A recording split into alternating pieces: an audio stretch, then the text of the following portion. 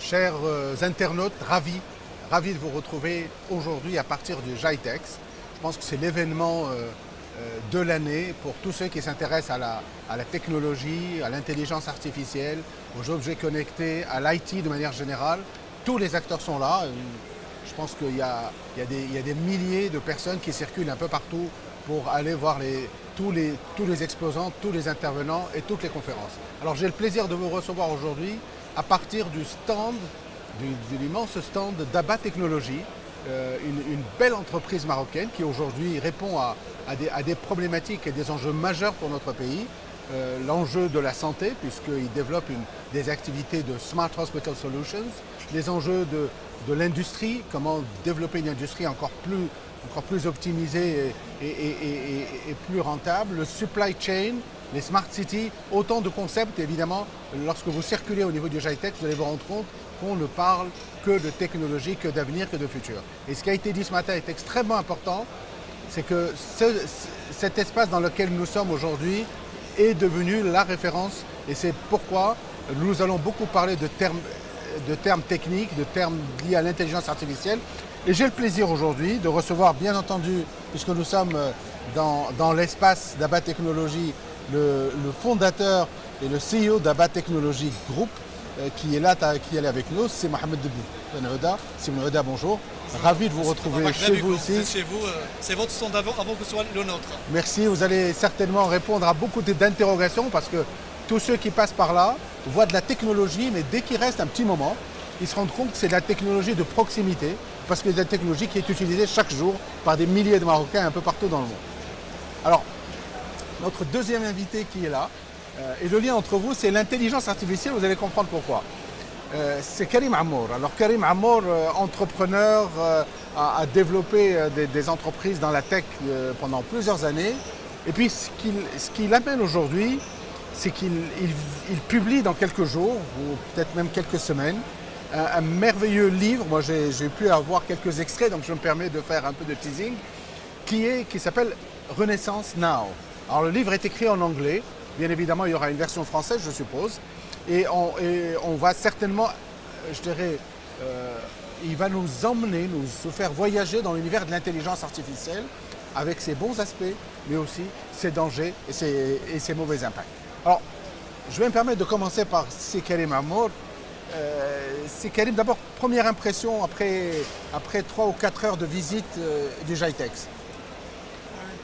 Très grand professionnalisme de la part des exposants et on a le merveilleux exemple de Abba Technologies qui a ce stand absolument magnifique et je dirais un professionnalisme qui est à la fois un professionnalisme de proximité. C'est-à-dire que souvent quand vous allez dans les salons, je me souviens, moi j'y allais déjà il y a 25 ans, 30 ans, j'allais en Allemagne dans la plus grande foire internationale de technologie qui s'appelle Hanover Fair et on avait effectivement des stands dotés par IBM, Xerox et d'autres players. Mais on n'avait pas cette proximité, on avait l'impression qu'il y avait un écart entre les exposants et le grand public ou les professionnels. Aujourd'hui, à travers ce stand Abba Technologies, ce qu'on peut constater, c'est qu'il y a une très grande proximité non seulement des solutions, mais aussi de l'interaction entre la manière dont ces technologies peuvent être présentées aux professionnels, mais aussi au grand public. Et c'est ça qui m'a frappé dans l'ensemble des stands, et particulièrement celui-là. Alors vous connaissez Abba Technologies, je pense que vous leur avez rendu visite. Qu'est-ce que vous pensez de cette pépite marocaine? Le jour où si Mohamed Ben Aouda m'a parlé de la création d'Abba Technologies, il m'a fait une proposition. Et je pense qu'on n'en a jamais parlé en public, mais je peux la discloser. Il m'a proposé de le rejoindre. Et j'étais plongé dans mes trucs. Et en réalité, j'aurais dû prêter beaucoup plus attention à ce qu'il me disait. C'était très récent, puisque Abba est une compagnie relativement récente, mais son activité et son développement sont aussi exponentiels que celui des technologies. Donc je considère que c'est Mohamed, à travers toute l'équipe qu'il a agglomérée autour de lui, est le plus bel exemple qu'on puisse trouver au Maroc et dans la région sur ce qu'une entreprise peut évoluer aussi vite que la technologie elle-même. Avant d'aller au livre, parce que c'est l'élément, je dirais, nouveau de l'action que mène Karim Ammour dans l'entrepreneuriat et dans l'action de l'entreprise, c'est Ben Aouda, depuis ce matin, je vois que vous avez reçu beaucoup de monde. Quels sont les centres d'intérêt majeurs que vous avez identifiés dans les rencontres et les questions qui vous ont été posées par les visiteurs? D'abord, avant de parler des centres d'intérêt, je rejoins le point de vue de Segarim. Il y a un vrai professionnalisme. On voit que cette édition, c'est la deuxième édition sous le haut patronage de Sa Majesté Mansour, qui place vraiment encore une fois le Maroc comme une vraie plateforme technologique africaine, voire même, pourquoi pas mondiale, dans les 4-5 années à venir. Donc, ce qui fait qu'on a beaucoup d'acteurs, il y a beaucoup de professionnalisme de la part des organisateurs, de la part des institutionnels. Et nous sommes très heureux, la vérité, cette fois-ci, de participer, de contribuer de manière assez modeste à cet événement. Maintenant, les visitorat qu'on a au niveau de notre stand, il y a de l'intérêt pour la sécurité de proximité, il y a de l'intérêt pour la santé, il y a de l'intérêt aussi pour les smart cities, il y a de l'intérêt pour tout ce qui est industrie 4.0. Donc on retrouve vraiment que les professionnels cherchent de plus en plus des solutions customisées, sur mesure, des solutions de proximité, des solutions qui sont accessibles, des solutions qui disposent d'un ADN, je dirais, d'efficacité, d'efficience. Et en tout cas, nous sommes ravis aujourd'hui de vous avoir avec nous. Et surtout, ce qui me relie avec Segarim, parce que ce n'est pas l'intelligence artificielle, mais plutôt l'intelligence humaine. Nous, on croit beaucoup à l'intelligence humaine, à l'homme, à l'humanité avant tout. Et c'est jamais trop tard à Segarim. Tu peux nous rejoindre autant que tu veux. C'est vrai que ça fait 4 ans qu'on avait parlé de l'aventure. Aujourd'hui, alhamdoulilah, Abba Technologies, c'est quand même 750 personnes.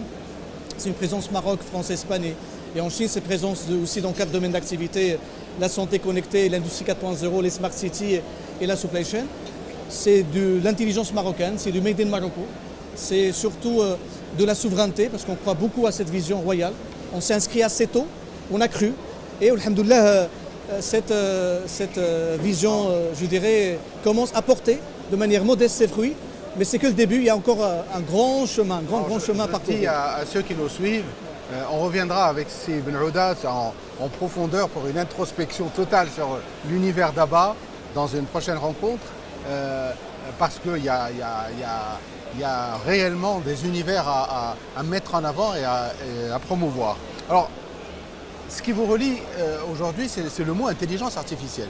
Tout le monde en parle, même dans les cérémonies d'ouverture, beaucoup d'acteurs ou d'intervenants ont évoqué le terme intelligence artificielle, AI. Et je pense que le livre qui a été produit et qui a été rédigé par Karim Ammour, Renaissance Now, et nous plonge réellement dans l'univers de l'intelligence artificielle. Alors, véritablement, une question néophyte, comment vous est venue l'idée d'abord de travailler sur ce livre, de rédiger cet ouvrage? Pourquoi en anglais, vous êtes connu pour être francophone, mais vous l'avez choisi de le rédiger en anglais. Comment avez-vous été inspiré et pourquoi ce titre, Renaissance Now? Alors, d'abord, le livre a une connotation particulière. Pour l'anglais, parce que j'étais anglophone avant d'être francophone. Et que toute mon évolution de carrière, étant né à l'étranger, et ayant évolué à l'étranger, ayant grandi à l'étranger, notamment aux États-Unis, je l'ai fait en anglais. Et ensuite, parce que l'anglais est résolument la langue de la technologie. On ne va pas se le cacher, les grands chercheurs, les grandes publications ont lieu pour la plupart en anglais. Alors, naturellement, je me suis senti enclin d'écrire en anglais parce que je me suis dit que c'était la langue la plus compréhensible de l'univers, de l'évolution de l'univers technologique et de la place de l'homme dans cet univers. Alors, j'ai écrit ce livre, qui est mon deuxième livre, et je vais vous dire pourquoi ce sera mon dernier livre.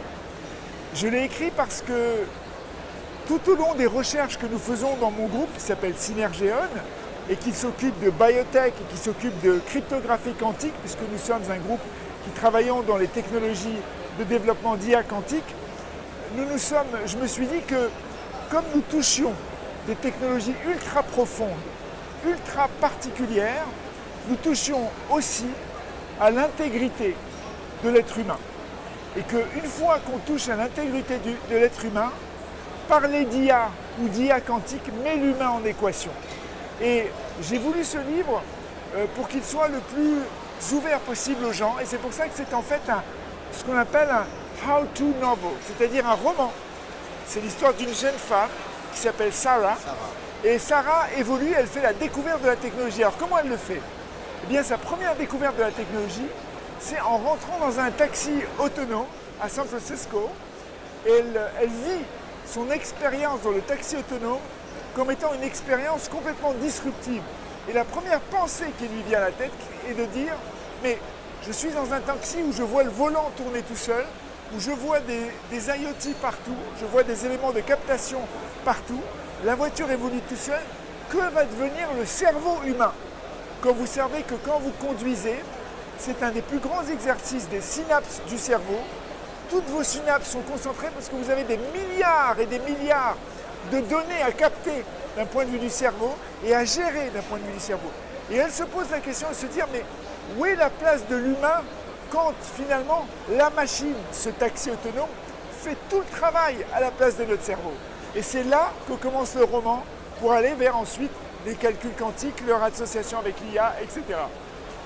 Alors, puisque vous parlez de machines, Sibn Ouda, vous êtes dans l'autre axe. Vous êtes en train de développer des outils qui vont permettre justement à faire jouer un rôle à ces machines avec de l'intelligence artificielle, avec des objets connectés, de manière on se pose la question, peut-être à résoudre des problématiques liées à l'homme, mais aussi à le rendre autonome, à le libérer peut-être de certaines tâches. Comment réagissez-vous par rapport à ce que vient de dire Cissé Karim? Non, mais c'est vrai qu'aujourd'hui, on peut dire que sur un temps récent, on a eu 3 phases importantes. Il y a une phase qui était avant 2000, où l'entreprise, de manière générale, la société était très orientée process driving. Donc là, on était dans une logique de compétitivité, de productivité, avec le toyotisme, avec le fordisme, avec le taylorisme. Et l'avènement d'Internet a commencé à basculer et à changer les modèles économiques des entreprises. On est passé d'un modèle process driving vers data driving. Et ce modèle-là, bien sûr, on voit le Netflix, le Airbnb, le Uber, le Tesla, l'IA, le ChatGPT, etc. Donc on est vraiment dans une 4e révolution industrielle. Bien sûr, il y a eu la première, la deuxième, la troisième, mais la 4e, elle est un peu virulente, hein, elle est plus forte derrière. Et cette 4e révolution industrielle, que j'appelle plutôt le dataïsme, le teslisme. Oui. D'ailleurs, c'est le thème de votre intervention. C'est ça, tout à l'heure. C'est qu'on a eu un autre événement qui est arrivé, c'était le Covid. Et le Covid a permis de faire émerger 2 populations, 2 segments, 2 façons de voir les choses. Des acteurs qui sont très orientés techno, qui essayent de dire effectivement la technologie va venir sauver l'humanité, apporter des solutions, etc. Mais en même temps, il y a des dangers. On en parlera. D'accord ? Mais il y a eu des autres acteurs qui ont commencé à se poser des questions sur le sens, sur les changements climatiques, sur des problématiques de d'ESG, sur des problématiques de quête du sens. Pourquoi je viens travailler? Il y en a beaucoup de salariés qui quittent l'emploi, qui veulent de la liberté, qui veulent pas travailler pour des entreprises pollueuses. Donc ce qui fait qu'on a 2 phénomènes, et je dirais qu'on est dans un moment crucial où l'humanité cherche sa voie. C'est pour ça que j'aime bien le livre de la Renaissance. Je vous les laisserai à lui la primauté dont on parlait par la suite. Mais c'est comme il va y avoir quelque chose, soit un scénario dans lequel je dirais l'humain sera asservi par la technologie, on aura l'asservissement de l'humain par la technologie, soit un autre scénario dans lequel nous on défend ce qu'on appelle nous l'entreprise X.0, c'est une entreprise fusionnée où on croit qu'il y a une sorte de réconciliation entre l'humain, la planète et la technologie. C'est la thèse de la création même de Abba Technologies, qui est de préserver la santé, l'humain et l'environnement par la technologie qui va être, je dirais, juste un outil, un moyen et pas une finalité en soi. Pour rebondir sur ça, je pense que Sarah revient beaucoup sur le sujet, et c'est une interrogation. Comment établir en lisant le livre, comment on établit un équilibre entre les promesses extraordinaires de la technologie et leur impact qui peut être parfois préjudiciable pour l'homme? Alors, vous avez tout à fait raison. m'a posé la question hier dans une interview et j'ai répondu ceci. J'ai dit pour moi l'IA, si on prend seulement l'IA, après on pourra parler des calculs quantiques, l'IA est une technologie schizophrène. Pourquoi schizophrène? Parce que précisément, elle permet, d'abord il faut la démystifier. L'IA est une technologie de productivité. J'utilise cette technologie pour faire les choses plus vite, mieux que l'être humain et moins cher que l'être humain. Ça, c'est le ramassage de tout ce qu'on pourrait appeler la productivité.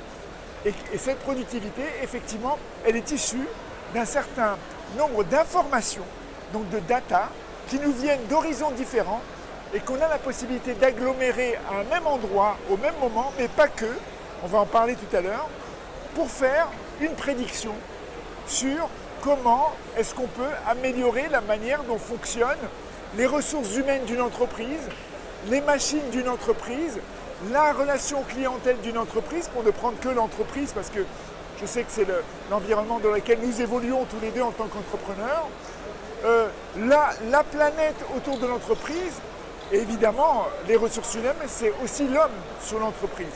Et c'est à travers l'ensemble de ces datas, ce que si Mohamed appelle le dataïsme, qu'on arrive à pouvoir agglomérer des informations et donner une idée sur ce que le comportement que nous avons en tant qu'être humain, ou le comportement qu'on donne à la machine en tant qu'être humain, ou le comportement qu'on donne à nos collaborateurs encore en tant qu'être humain, quelles sont les conséquences de ce comportement. Alors pour en venir aux conséquences négatives, elles ne peuvent pas venir de la technologie elle-même, parce que c'est l'être humain qui produit cette technologie. Donc il faut regarder l'être humain, il faut faire de l'autocentrage. C'est pour ça que je dis, en fait, elle dépend quand Jeffrey Hinton, le papa de la technologie, a quitté Google. Je l'avais rencontré quelques semaines avant. Et il m'a dit, Karim, je ne peux pas te dire ce que je pense parce que je suis encore chez Google. Quelques semaines après, je l'ai interviewé pour mon livre et il m'a dit ceci. Il m'a dit, j'ai quitté Google parce que moi, qui suis à l'origine, avec quelques amis de l'intelligence artificielle, je n'arrivais plus à comprendre ce que faisaient mes algorithmes. C'est-à-dire que je n'avais plus d'explicabilité. Et quand on en arrive à ce point que l'inventeur de l'intelligence artificielle n'arrive plus à expliquer le comportement que cette intelligence peut avoir, nous, les êtres humains, nous devons nous poser des questions sur la manière dont nous devons nous comporter quand nous sommes en train de coder ou de permettre de coder l'intelligence artificielle.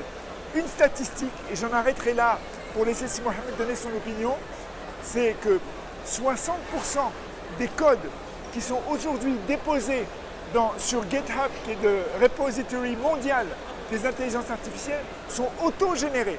C'est-à-dire que l'être humain n'a pas touché le clavier pour produire ces codes.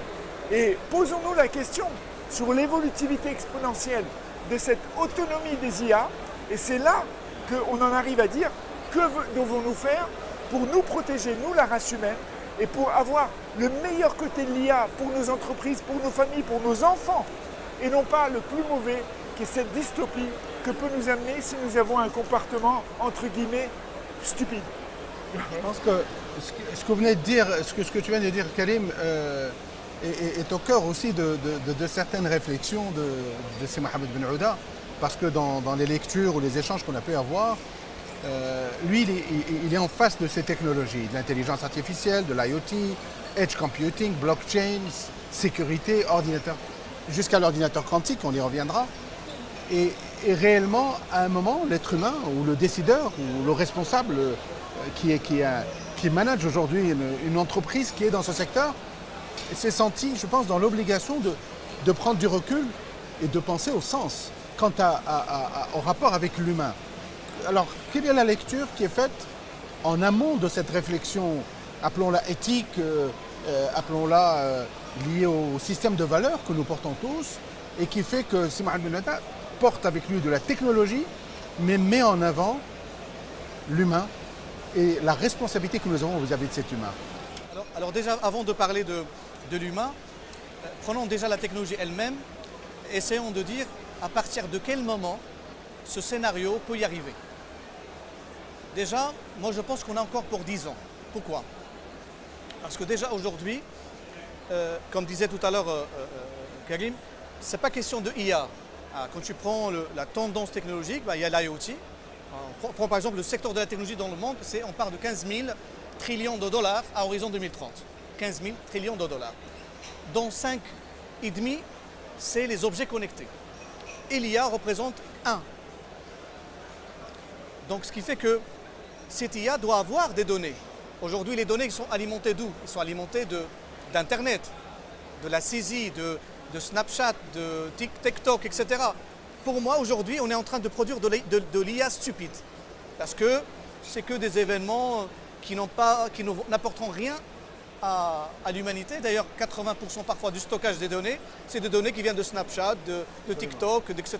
Donc jusqu'à maintenant, il n'y a pas encore les promesses de l'IA qui va servir l'humanité en matière de sciences humaines, santé, gestion des villes, sécurité, etc. Pour qu'elle puisse être utile, cette IA-là, on a besoin qu'on arrive à l'alimenter des équipements, parce que c'est les équipements qui produisent. Vous avez un scanner, vous avez un IRM, vous avez un GPS, vous avez une caméra, vous avez un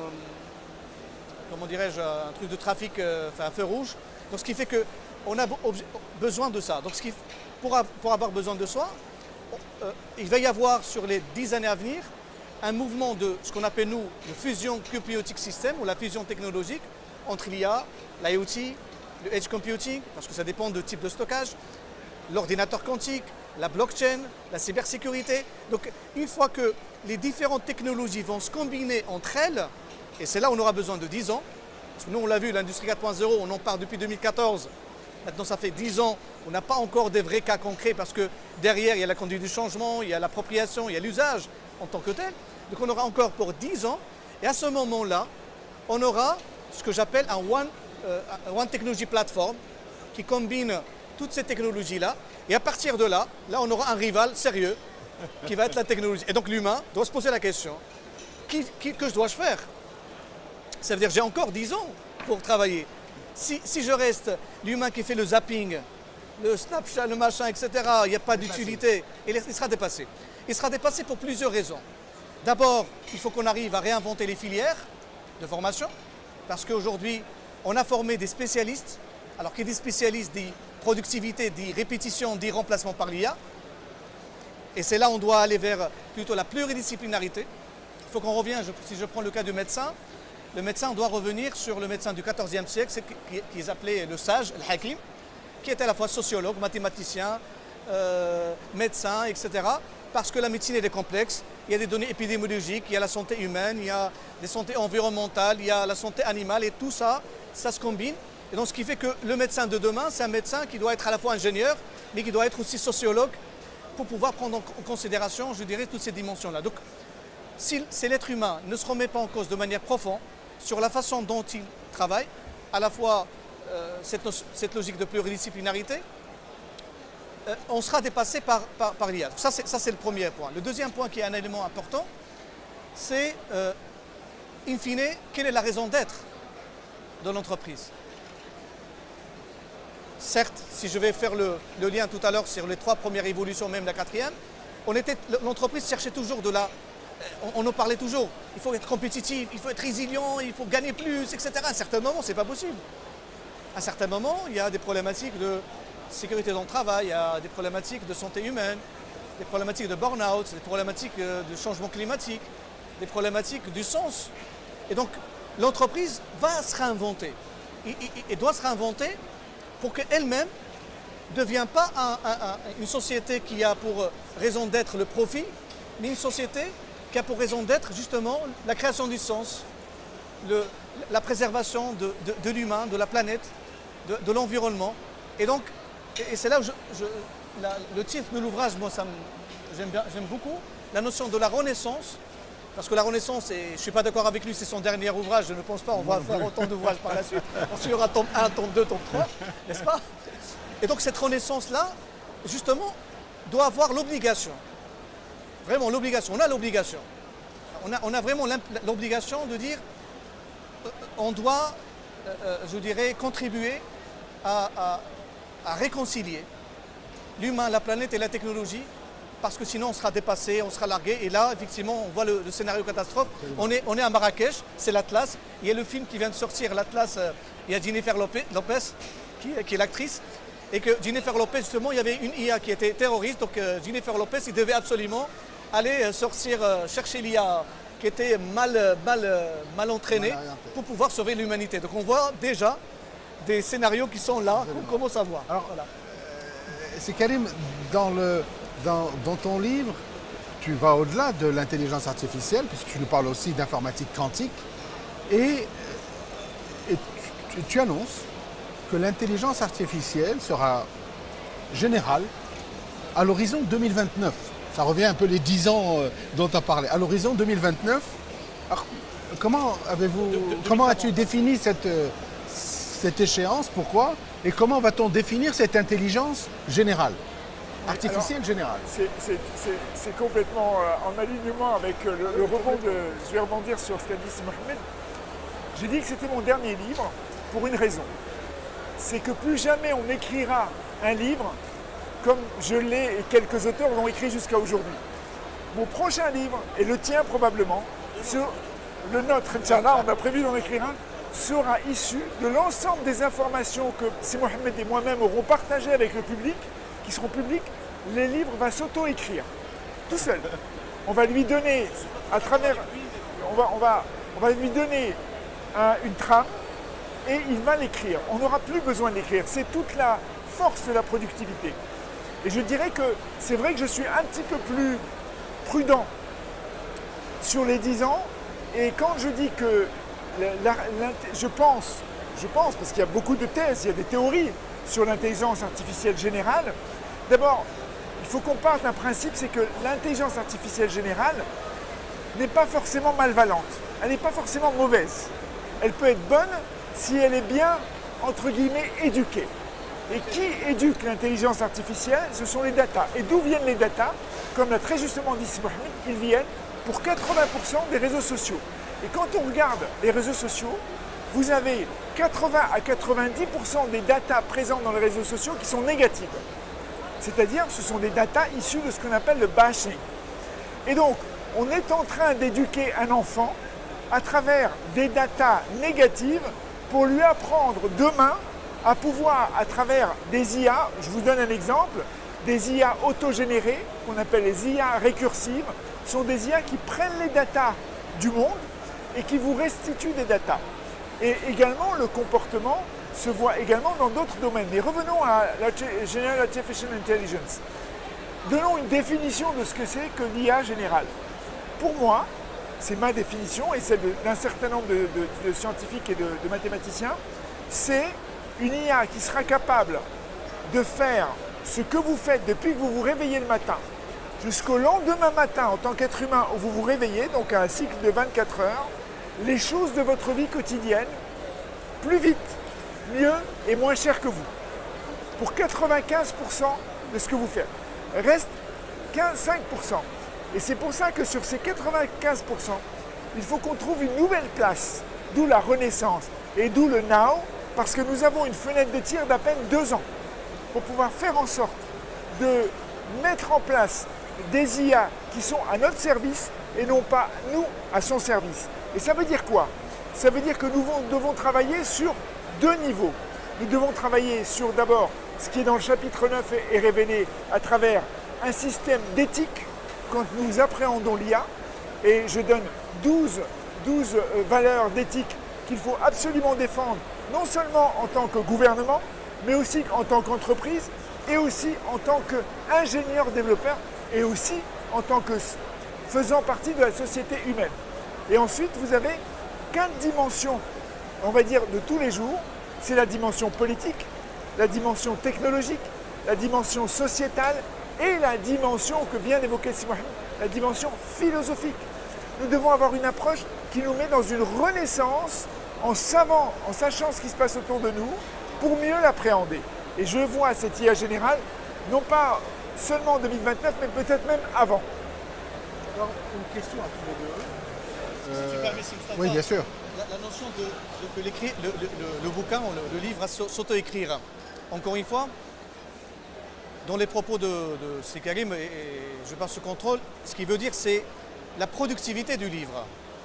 Mais par contre, celui qui va donner le sens au livre, celui qui va l'orienter, celui qui va, je dirais, l'alimenter, parce que malheureusement, effectivement, là on a 2 ans, il faut qu'on ait une IA qui s'alimente avec des données qui sont de connaissances utiles, parce que si on la laisse aujourd'hui, il prend des connaissances qui sont inutiles. Et donc ce qui fait que celui qui va vous aider à auto-écrire, il est un abruti en quelque sorte. Donc ce qui fait qu'il va vous sortir des conneries, des anecdotes. Donc ce que j'ai peur, c'est aujourd'hui c'est la civilisation humaine est arrivée à un certain niveau de développement, c'est parce qu'il y avait de la capitalisation. À un certain moment, si on ne capitalise pas sur toutes ces connaissances, et on va les alimenter par des futilités, par des choses, comme tu l'as bien dit, hein, 80% qui viennent des réseaux sociaux, des images, des choses, etc. C'est bien, c'est des loisirs. Mais il ne faut pas que le loisir prend le dessous ou le dessus de l'intelligence, je dirais, sociétale et humaine. Une question qui s'adresse à tous les deux en guise de conclusion de ce débat que je qualifie de passionnant et qui n'est qu'un début, j'espère. Il faudra probablement revenir sur chacun des axes que vous avez évoqués. La question est celle-ci. On sait que la problématique ou les enjeux liés à l'intelligence artificielle aujourd'hui font l'objet de débats dans le système universitaire, dans les établissements scolaires, dans les entreprises elles-mêmes, chez le gouvernement. Comment faire de sorte que notre pays, par exemple le Maroc, prenne les bonnes décisions pour pouvoir réguler, pour pouvoir mettre en place l'éthique qui a été évoquée, pour mettre en place les mécanismes nécessaires pour faire de sorte que nous soyons maîtres de notre intelligence artificielle, pour l'orienter dans le bon sens et la mettre en avant. Est-ce que c'est une sensibilisation au niveau des gouvernements? Est-ce que ce sont des acteurs comme vous, qui sont des chefs d'entreprise, qui sont des connaisseurs et qui vont alerter l'opinion publique? Dites-moi comment vous préconisez une action qui permettrait de gagner du temps, parce que c'est une question de temps.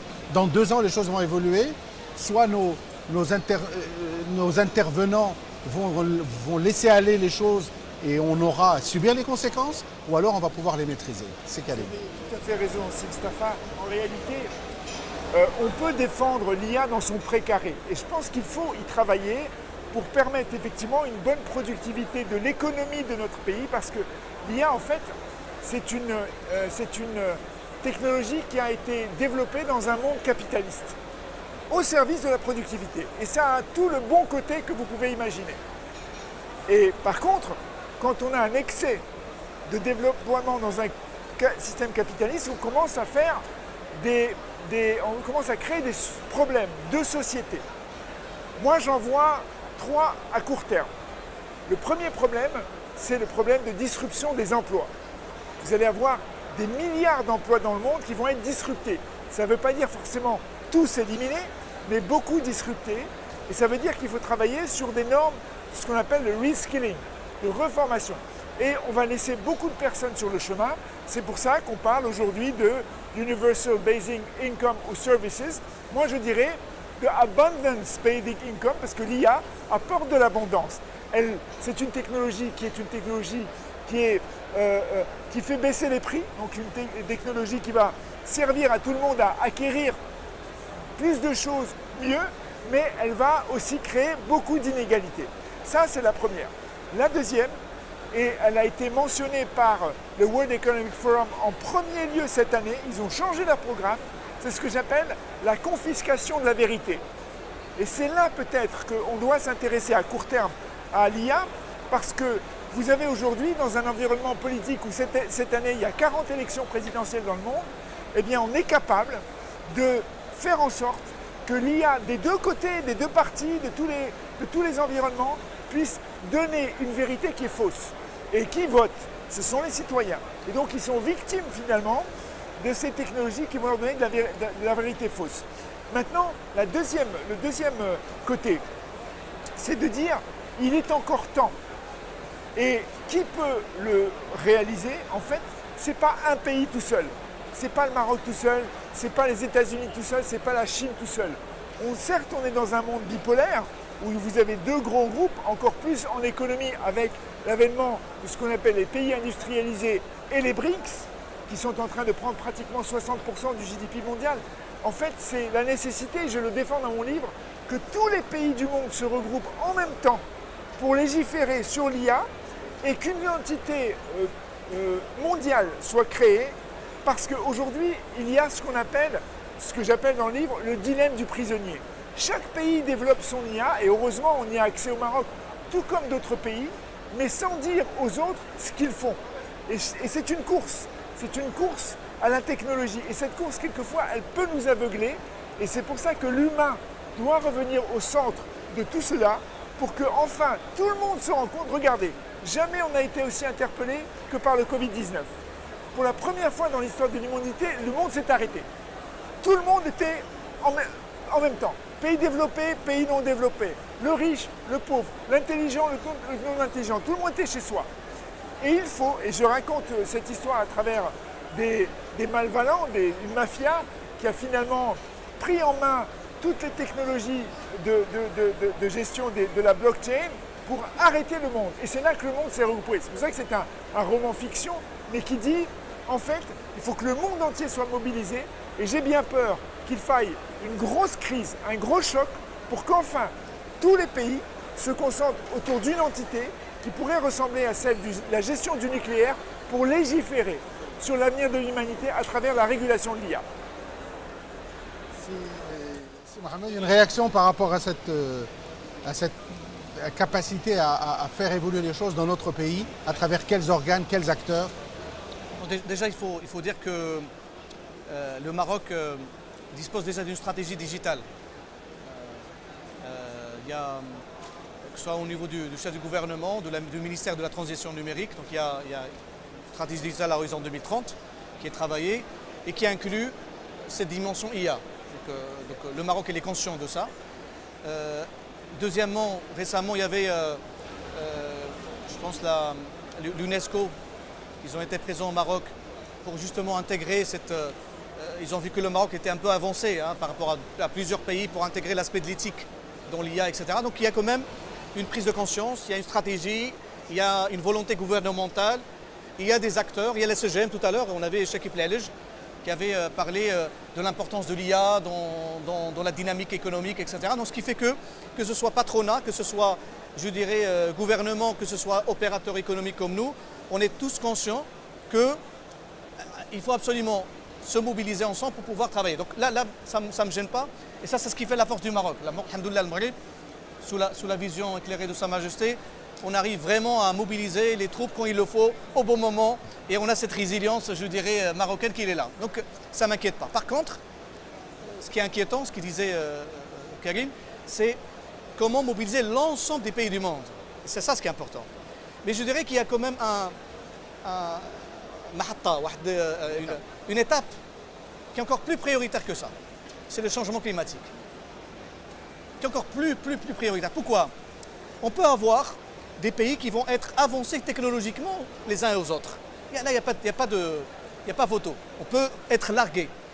Mais s'il y a un changement climatique, on ne sait pas qui va être touché.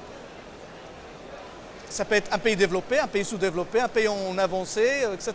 Donc ce qui fait qu'à mon sens, il faut que tout le monde s'accorde sur le changement climatique pour pouvoir atténuer et protéger la planète. C'est pour ça que nous, on met toujours la planète, l'humain en priorité. D'accord?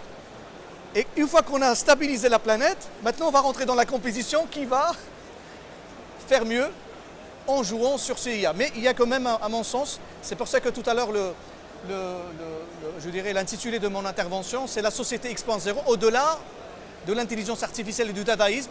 Moi, je pense qu'il y a d'autres débats qui doivent ressortir sur la scène, qui sont à la fois les changements climatiques, je dirais le sens à l'humain, la façon comment on collabore avec notre écosystème, la problématique des délais de paiement. C'est vrai, c'est un petit détail, mais c'est un élément important. C'est 45% du PIB marocain, c'est le crédit interentreprise. Donc ce que j'appelle moi la supply chain finance, c'est un vrai sujet. Il y a d'autres priorités aussi. Il y a des priorités, ce qu'on appelle le One Health. Aujourd'hui, tu ne peux pas parler d'une santé, on parle d'une seule santé unique. c'est l'environnement, la santé animale et la santé humaine. Donc aujourd'hui, il y a d'autres priorités. Il faut tous les régler et bien sûr, en prenant l'IA, en prenant la technologie, comment il va nous aider justement à accélérer cette transition énergétique, à accélérer cet accès aux soins, à accélérer, je dirais, la réduction de la pauvreté, parce qu'on peut parler de la croissance, mais si derrière il n'y a pas de développement inclusif, et d'ailleurs la vision du Maroc et de Sa Majesté, lorsqu'on parlait d'un État social, pour pouvoir revoir un nouveau modèle de développement, parce qu'on a vu la croissance qui a été faite sur les 10, 15, 20 dernières années, n'a pas créé autant d'emplois, n'a pas résolu toutes les problématiques. On a besoin de réinventer le modèle économique, le modèle de société. Moi je pense que ce sont tous des discussions, de débats, d'actualité, qu'il faut absolument qu'on réinvente cette société et de voir comment l'IA, comment la technologie peut servir à cette humanité. Donc pour moi c'est une dimension parmi d'autres dimensions. Et voilà. Le débat était passionnant. Je pense qu'on pourrait rester encore une bonne heure, voire plus, à échanger là-dessus.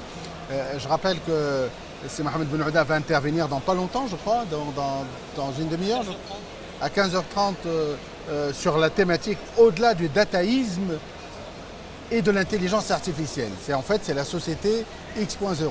C'est une société qui se réinvente. Voilà. Pourquoi X.0? Parce que ça peut être 4, ça peut être 5, ça peut être 6, donc il y a une réinvention permanente.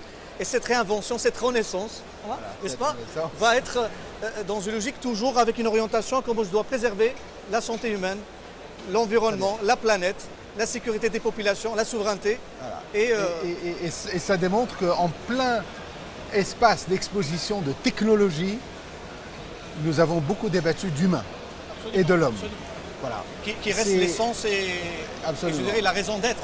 On reviendra en profondeur sur vos activités au moment où on échangera juste après votre intervention. Mais c'est Karim, je vous remercie parce que vous avez ouvert aussi un chantier, c'est que vous êtes en train de transmettre un message, une alerte.